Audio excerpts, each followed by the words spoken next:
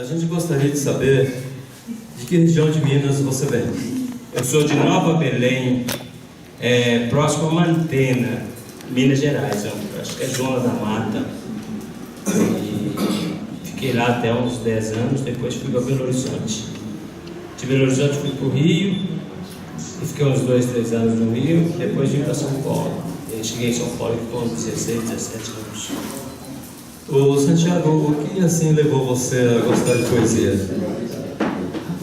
Eu comecei a ler poesia, que tinha uma professora que ela contava histórias infantis para mim e lia poesias do Manuel Bandeira. E foi aí que eu comecei a tomar contato com a poesia e pegar gosto pela poesia. Você pode declamar uma das primeiras poesias que você fez? Posso, sim. O ano todo eu me atraco, defendendo o meu taco nas tacadas da vida. Sou mais um atleta à procura da meta jamais atingida. Na tela do universo eu pinto meus versos, tirados da fonte dos meus desenganos. Vai ano e vem ano, e meus versos ficando na vida que passa, com graça ou sem graça. O que fazer? Fazer o quê? Se o feito é desfeito por quem leva jeito de nada fazer. Não tem outro jeito, eu mato no peito e vou caminhando. Poeta não cala, versando ele fala o que está machucando. Esqueço do açoite, converso com a noite, no mundo da lua, teimando no tempo, cantando poemas na praça ou na rua.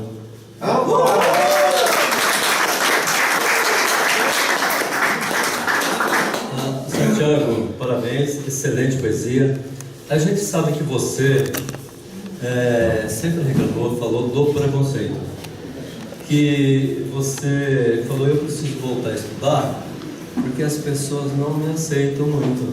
Então fala um pouquinho daquele período que você voltou a estudar, por que você voltou a estudar e como é que você avalia esse momento de superação? Olha, na verdade, quando as pessoas ficavam sabendo que eu sou autodidata, elas começavam a olhar meu trabalho procurando erros. Aí já lia minha poesia procurando qualquer coisa errada. E às vezes até inventavam erros. Então eu fiquei chateado, falei, acho que eu vou estudar. Eu não estudei não é por preguiça, não, é porque eu não tive condição. Eu fui morar sozinho. Fui morar nas ruas com 14 anos de idade. Então eu tinha que me virar, ou para comer ou estudar. Então eu tinha que comer. E aí chegou um tempo que eu me virando, fazendo camisetas com poesias, trabalhando de servente de pedreiro, fazendo um monte de coisas que serviços braçais, né? Então, um dia, lá na Moca, aí uma pessoa jogou um folheto debaixo da porta. E eu peguei esse folheto e ela chamando para fazer o EJA, que é a escola de jovem e adulto, né, Laura? E quando eu fui lá, a mulher falou, você precisa falar com o professor Lauro. Aí eu pensei, o professor Lauro. Aí eu imaginei, me lembrei dele. E não é que era ele mesmo? Aí fui estudar na escola da Moca, aliás, era maravilhosa aquela escola no tempo que estudei, e os professores maravilhosos, talentosos, e fiz o ensino fundamental, e depois fiz o ensino médio lá na José Heitor Caruzi, lá no alto da Moca. E foi muito bom, principalmente lá no ensino fundamental. Eu conheci uma professora de português que adorava poesia e conhecia tudo de poesia. Então esses 6 meses, 1 ano que eu fiquei com ela, eu fui tão chato com ela que ela teve que ler todos os meus contos, minhas poesias. E as dicas que ela me deu é o que eu passei a vida toda buscando aprender. Então, estudar é muito importante. E eu fiquei com vontade de continuar. Mas infelizmente eu não pude, né? Mas não fazer faculdade, eu queria fazer. Aí também falei, não, vou fazer, mas eu estou com 63 já. E depois fiquei doente, e graças aos amigos que estão aqui, praticamente todos, e que me ajudaram muito, e é por isso que eu estou vivo ainda. E vou ficar ainda, eu vou dar muito trabalho para vocês, hein? Vou ficar vivo. Mas estou aqui com os pés inchados, não sei até quando. Vou lutar enquanto eu puder. Enquanto eu estiver respirando, eu vou lutar. E vou escrever poesia. E hoje eu quero fazer umas leituras de umas crônicas minhas que muitos de vocês não conhecem. Eu vou aproveitar essa oportunidade para mostrar para vocês uma outra parte, que todo mundo só conhece as minhas poesias. Eu quero mostrar as minhas crônicas. Tá bom? Obrigado, hein, gente?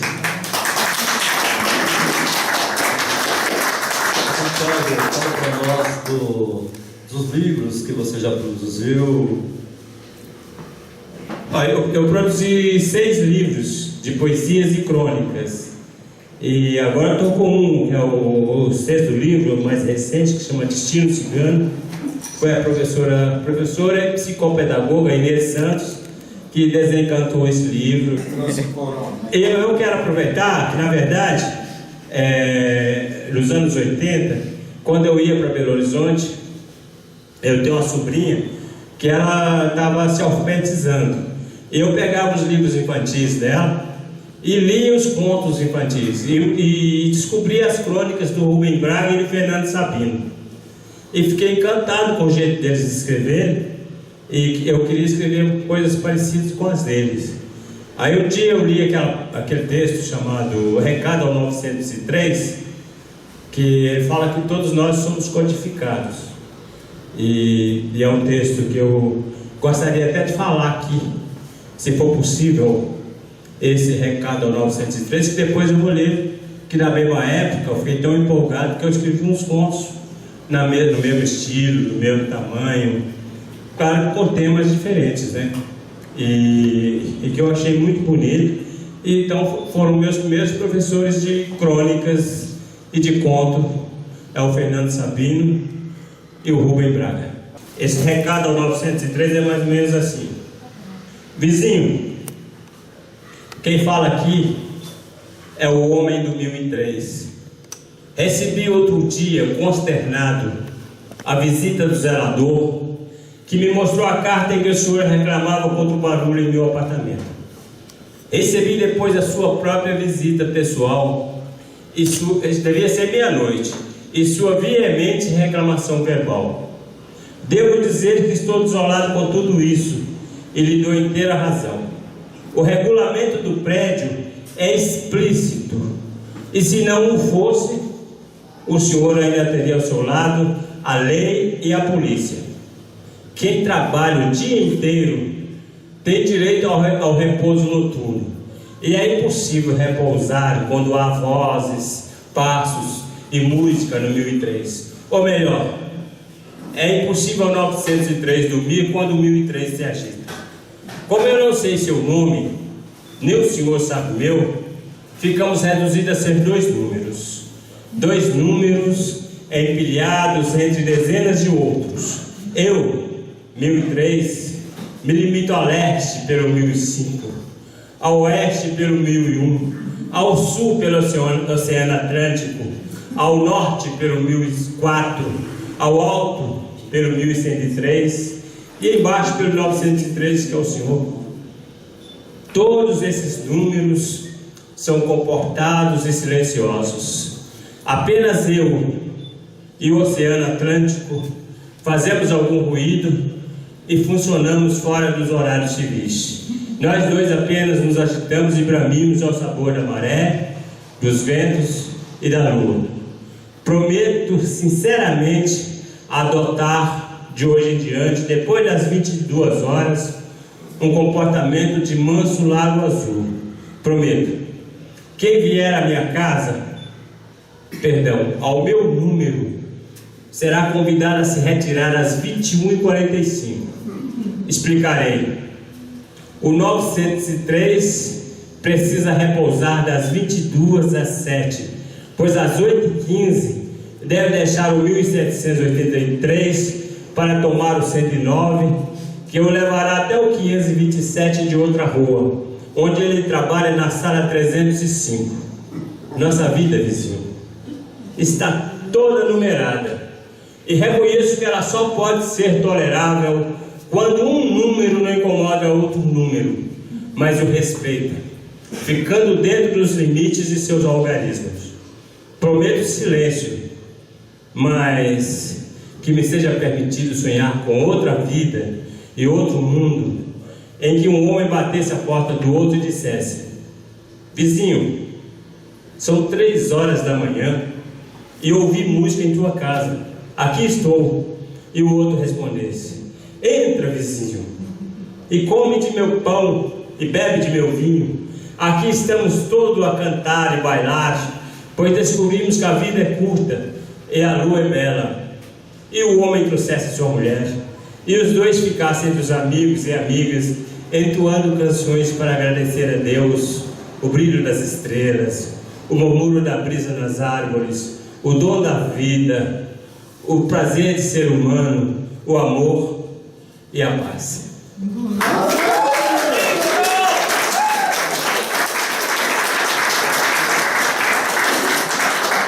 Esse é o Rubem Braga. Então, como eu falei antes que eu estive doente, há muito tempo, quando eu saí, fiquei 3 meses no hospital Vila Alpina, aí saí de lá acabado, né? Pálido, e andando pelas ruas, que eu saí andando só para desaparecer um pouco. Aí encontrei um sujeito que quando ri, ele já ri mostrando toda a gengiva, e é um cara que eu nunca gostei da risada dele. Aí ele já me viu, já chegou. Imagina o cara rindo assim. Me falaram que você estava doente? Aí eu falei: eu estava. Você ficou internado quantos meses? Eu falei: 3 meses. Você ficou ali perto do crematório da Vila Alpina, perto do cemitério? Exatamente ali. Ele falou assim: você não morreu? Eu falei: não morri. Aí ele falou: fica tranquilo, vaso ruim não quebra. Aí eu olhava para ele, filho de uma mãe. Aí ele disse: mas fiquei sabendo que você vai se internar lá no Icó. Eu falei: vou. Mas disse que você vai fazer uma cirurgia do coração. Eu falei: vou. Fica tranquilo que você não morre não, que vaso ruim não quebra. Aí eu falei: doido pra dar um soco mesmo na cara dele. Aí, passado um tempo, ele foi embora. Aí de repente eu encontrei um primo dele ali no Lago do Correio. E ele, o primo viu e falou: rapaz, tem que te dizer uma coisa muito triste. O fulano morreu. Está sendo velado lá no salão do cemitério da Cachoeirinha. Pois eu peguei 3 ônibus e fui lá só para saber se era ele mesmo. E não é que era ele. Aí ele fiquei lá um tempo, né? Esperei os parentes, estavam todos chorando. Aí tem um momento lá que os parentes todos saíram, ele ficou sozinho, né? Aí eu cheguei e falei assim: vaso ruim não quebra, né? Mas você quebrou. Ri na cara do. Aí fiquei lá mais um pouquinho, como eu estava sozinho, né? De repente eu senti uma mão tocar aqui. Aí eu olhei, falei: impressão minha. Aí fiquei olhando assim, falei: acho que foi embora. Aí de repente a mão tocou de novo aqui. Olhei, quem estava atrás de mim? O próprio. O figura. Aí eu falei: pô, mas você não está aqui? Ele falou: não, tem que avisar que não sou eu que estou morto ali. E sempre eu encontro com ele e ele. Filho de uma mãe, parece. Agora eu encontro com ele direto. Parece. Que sujeito miserável. Eu vou ler para vocês aqui um de meus pontos, que é exatamente mais ou menos baseado nesse conto do Rubem Braga, que se chama Monólogo dos Pés. Eu acredito que muitos de vocês já conhecem, né? E que eu tentei fazer no meu molde, sem copiar, claro. Aí eu falo assim, o pé direito é diferente do esquerdo. Ele parece se movimentar mais rápido, mas o esquerdo está sempre presente. Os dois juntos vão à luta, levando o corpo que se equilibra em cima deles. Pés para dançar, vencer e até mesmo fugir do perigo. Pés para dar liberdade, pois sem os tais, as pernas não seriam nada. Pés que amassam as uvas para o preparo do vinho. Pés para roçar o corpo da pessoa amada, acariciá-la no aconchego da manhã. Pés descalços, entrando e saindo das minas de ouro, enriquecendo o país. Pés calejados, sofridos e pisados por outros pés. Pés correndo nas florestas, buscando existir. Pés dos garimpeiros, machucados, feridos, buscando a esperança de um dia melhor. Pés dos campos de futebol, resgatando a alegria. Pés dos garimpeiros, machucados, feridos, buscando a esperança de um dia melhor. Pés dos campos de futebol, resgatando a alegria. Pés pisando nos gramados e que balançam as redes, fazendo vibrar de emoção milhares de corações patriotas. Pés das avenidas, dançando samba. Pés dançando baião e chachado. Pés dos congadeiros, dançando alegres nos caminhos e ruas, lembrando nossos ancestrais. Pés bem cuidados, de unhas pintadas e bem feitas. Pés da bailarina que se equilibra, mas na ponta dos dedos. Pés fincados no chão ou tombados por um trecho de terra. O esquerdo está sempre ao lado do direito. Estão se harmonizando para a festa de outros pés. Pés chatos, bruscos, ásperos, que continuam levando sua bagagem para o futuro. Pés dos atletas correndo e vencendo obstáculos. Pés massacrados, embrutecidos, cruzando rios, pinguelas e pontes. Pés subindo e descendo morros. Pés cansados que ainda amassam o barro para fazer casas de pau a pique. Pés delicados se unindo aos rústicos. Pés para lutar a capoeira e brigar para que a justiça seja feita. Obrigado. E quando eu, na mesma época que eu comecei a escrever os textos em forma de prosa, eu resolvi procurar um professor para me dar um curso de redação. Eu descobri que o curso de redação era bem caro e eu não tinha condição de pagar. E descobri também que o professor Gilberto Ortiz ia dar um curso lá na Casa Mário de Andrade. Então eu fui lá e me inscrevi. Só que eu colocava sempre nas minhas fichas que eu tinha o 2º grau. E lá era para quem tinha um curso superior. Então eu não tinha como fazer o curso. Mas eu resolvi ir lá e tentar insistir para fazer.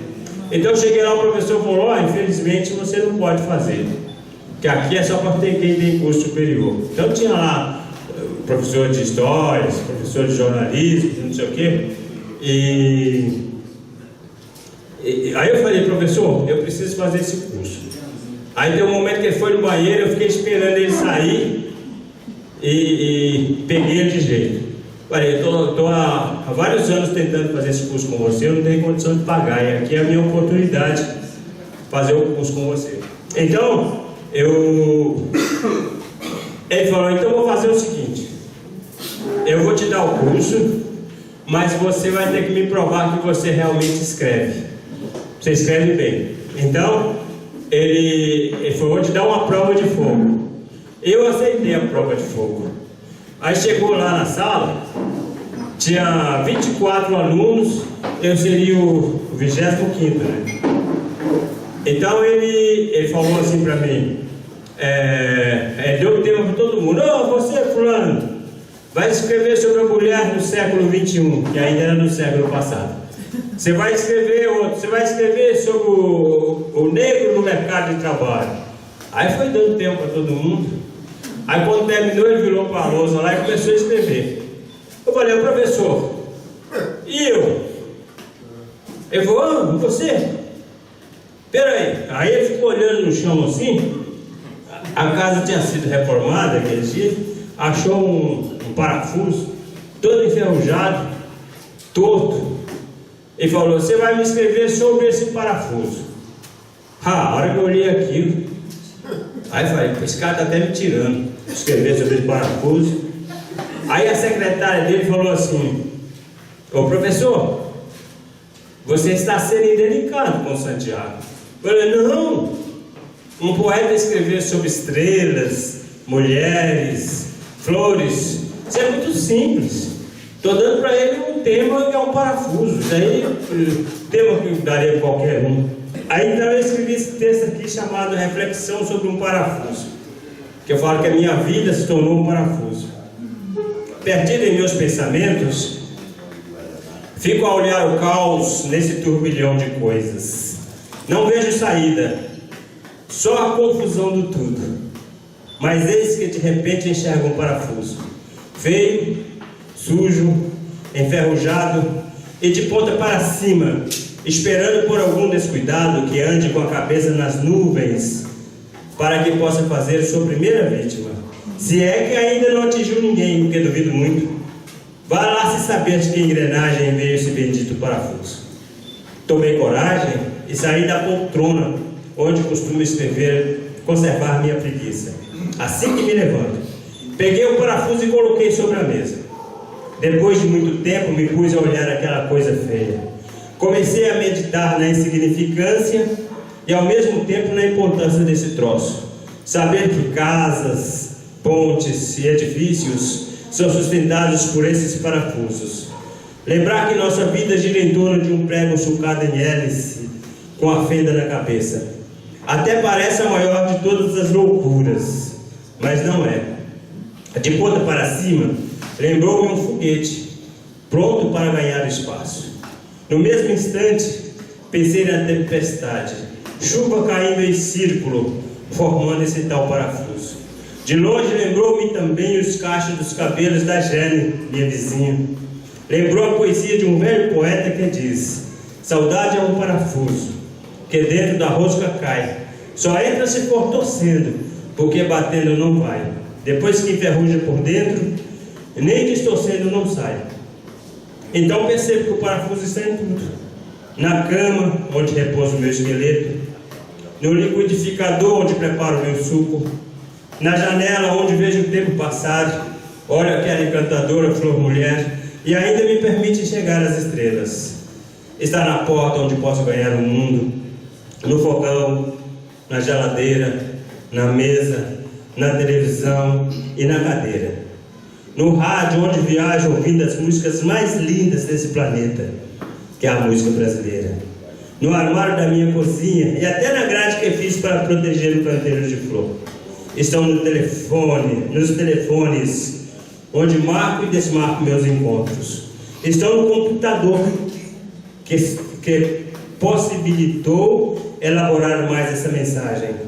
Para muitos, acrescentou mais um parafuso em minha cabeça. Maquininha que acho complicada. Só falta enlouquecer as pessoas e o mundo. Tudo em nome da modernidade e da comunicação. Por todos os lados que olho, encontro-me cercado de parafusos, de todas as formas, cores e tipos. Inclusive num automóvel que me leva ao nada e traz de volta. Estão nas presilhas que prendem os cabelos da minha amada para não esvoaçarem no vento. Amada que o tempo me trouxe de brinde. Estão nos brincos que enfeitam as orelhas dessas pessoas e as deixam ainda mais bonitas. Através desses parafusos e algumas molinhas, criaram também um ditador que escraviza as pessoas.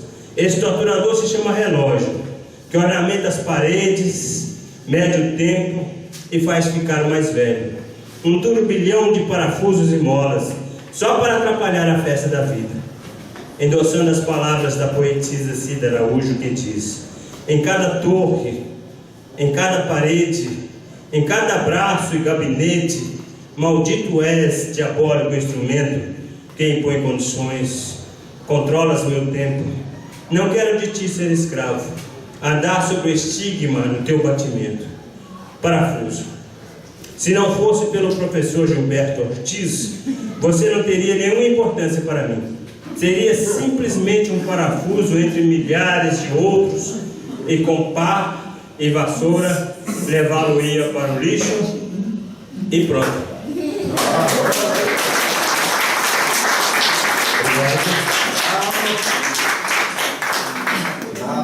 Olha, eu queria aproveitar e ler mais um texto pequeno, que não é grande, da meia página. E esse texto se chama Caminhos da Utopia. É meio que autobiográfico. Estou aproveitando aqui para... Às vezes me esqueço que estou gravando, né? Está sendo gravado. O Caminhos da Utopia é mais ou menos assim. A poesia é como uma mulher na hora do parto. Junção de gritos de dor, lágrimas e prazer. Às vezes é parecida com o carro de boi cantando triste no estradão de terra. Trem de ferro seguindo seus trilhos, levando os passageiros anônimos, não importando se é de primeira ou segunda classe. Vai apitando ao longe com sua sirene triste, deixando atrás de si um rastro de saudade. Escrevo sangue, suor, lágrimas, correrias e desespero. Escrevo a turbulência dos homens que representam a lei. Por outro lado, parece flor ao desabrochar, pôr do sol deixando o céu avermelhado. Lembro-me saudosamente das tardes mornas, alaranjadas, que me deixavam radiante de alegria. Sempre olhava aquela boniteza de noite estrelada, aquela lua linda iluminando esse mundão de meu Deus, como se fosse o sol. Era como se fosse dia. Ela despontava lá no cerrado, depois do ribeirão, onde a natureza enfeitava de flores as copas das árvores. Aprendi o ofício de amar com a natureza. Na poesia descrevo o canto triste do sabiá, a alegria do bem-te-vi, o bacurau no meio da noite dizendo: amanhã eu vou, amanhã eu vou, amanhã eu vou. O grito inconfundível da araponga, lembrando o ferreiro, o canto amargo e insistente da cigarra, o galo cantando na madrugada, despertando os outros para uma sinfonia inigualável. Tenho saudade dos latidos dos cachorros, as nascentes de água do sítio dos meus pais, onde os passarinhos se reuniam alegremente. Gostava de observar a dança colorida das borboletas nas flores próximas das minas. Adorava ver a passarada voando e cantando livres no arrozal amarelinho, parecido um tapete dourado. Meus amigos e namoradas eram as espigas de milho no mundo, mágico. Tinha a alegria de poder ajudar a plantar, cultivar e colher. No tempo de debulhar os grãos, eu me deliciava. Meu lápis era um graveto. A louça ou quadro negro era o chão. Rabiscava ali o que vinha no pensamento. Andava entre as flores vermelhas, amarelas, rosas, roxas, e me parecia natural. Nem dava fé daquela boniteza de paisagem. Aquelas flores plantadas em volta da casa, na margem do quintal, era o meu prazer. Ver aquele pé de esconde-moças em frente à porta da sala, onde sentávamos e observávamos o surgimento das primeiras estrelas. Minha poesia é mistura de tudo isso. Foi assim que comecei a navegar nesse mundo de sonhos e me tornei poeta. Tem um documentário seu no YouTube, que eu assisti, até comentei com você, particularmente gostei bastante dele. Muito bom o documentário, porque mostrou aspecto da sua trajetória que eu particularmente não conhecia, embora esse documentário já seja antigo e tal. mas também ninguém divulga, né? Mas eu queria te colocar o seguinte: está se enfatizando aí muitos aspectos ligados à formação acadêmica, né? Mas eu queria falar o seguinte: saindo dessa história de escola, de academia e tal, etc., você, naquele documentário, colocou uma trajetória junto com o Plínio Marcos, que não tinha formação nenhuma, e um dos maiores dramaturgos da história do Brasil. É verdade. E eu queria que você, aproveitando aqui, contasse que tipo de influência você teve, como que ele te influenciou e como foi a na verdade, eu quando cheguei aqui, que eu fiquei sabendo do Plínio Marcos, eu já conhecia ele superficialmente, né? Quando cheguei aqui em São Paulo, e aí passava na Feira da República, eu estava expondo lá, eu fazia algum contato com ele. Mas não chegamos a ser tão próximos, tão amigos assim, não, porque ele não queria ser tão amigo, porque ele foi famoso e as pessoas enchiam o saco dele. E ele saía para vender os livros. Mas teve uma oportunidade que ele ia participar de um programa do Marcelo Rubens Paiva, chamado Fanzine na Cultura. E ele precisava de alguém para ficar como escada para ele, né? Porque ele é o famoso e eu desconhecido. E ele me levou para o programa para participar do programa chamado O Artista de Rua. E me deu o maior espaço, me deu a maior força. E a partir daí a gente sempre se encontrava, mas ele estava perto já, caminhando para o fim. Depois de uns 5 anos, aí ele partiu. Mas foi muito legal conhecer. Eu conhecia já o livro dele, conheço o trabalho dele, praticamente quase todos, e eu achei maravilhoso, realmente. Então eu tive contato com muita gente, com o João Acaiabe, que é ator, né? Eu tive contato com o Samuel Santos, que fazia também o sítio Pica-Pau Amarelo, fazia o Tio Barnabé. Então eu fiz contato com algumas pessoas que já estavam. Aquela história dele, você tem que visitar sua mãe que estava doente. Tem uma época que minha mãe ficou doente, em 87. E eu estava totalmente sem dinheiro. Eu achei que minha mãe ia morrer, como ela morreu. E eu estava um tempinho sem vê-la. Aí eu cheguei para ele e pedi para ele um dinheiro emprestado. E ele falou para mim, pô, não tenho um centavo, mas eu posso fazer uma coisa. Eu espero um pouquinho que eu vou na minha casa. Então ele foi na casa dele e voltou com uma bolsa, a tiracolo, cheia de livros. E ele foi para a frente do hospital, à frente do Teatro Municipal, e ali ele ficou fingindo que estava doente para vender o livro. Compra meu livro, por favor. Compra meu livro. Aí as pessoas, para se livrar, sai, moço, sabe? Aí compra meu livro. E as pessoas compravam. E ele vendeu um monte de livros. Estava com 3 livros lá, que é o Prisioneiro de uma Canção, Jesus Homem e um outro lá. Aí ele vendeu muitos livros, ele pegou todo o dinheiro que ele vendeu e me deu. Vai ver sua mãe. Falei, não, só precisa da passagem. Ele falou, não, vai com tudo. E eu nunca consegui pagar para ele. Aí teve uma época que eu me sacrifiquei, não deu dinheiro. Aí fui falar, né, que o seu dinheiro. Ele falou, que nada, não tem que pagar isso não. Ele não me cobrou. Eu estou agora para publicar um livro de crônicas chamado O Plantador de Manhãs. São crônicas de 1,5 páginas, para a pessoa ler no metrô de uma estação a outra, que é para ele abrir o livro e ler numa estação.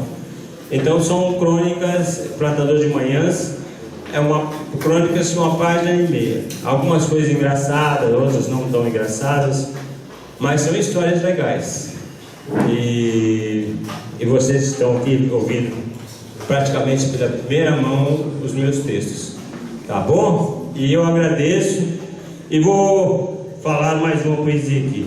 Vou dizer a poesia que o Vidal musicou, que é A Minha Fome, que nos tornamos parceiros.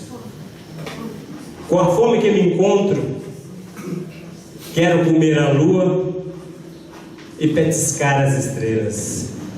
A sede que tenho é de beber a Via Láctea. Sinto-me um ser gigante caminhando entre as galáxias, fatiando a lua como se fosse queijo do interior de Minas. Um ser enorme, petiscando as estrelas como se fossem azeitonas, das mais saborosas que existem. A Via Láctea é mais que uma bebida qualquer. É o licor preferido onde mato a minha sede de poeta. Aí. Então, é mais ou menos isso que eu queria falar. E eu quero agradecer aqui o Nicanor, né, pelo espaço, e agradecer aqui a Carminha, a professora Carmen Soares, e todos os amigos que estão presentes, o César Gonçalves, o Lando Soares, o Antônio Devano com a esposa Yaci, o Vidal França, a Marcela e o Eduardo, Marcela Chaves e o Eduardo Carmo.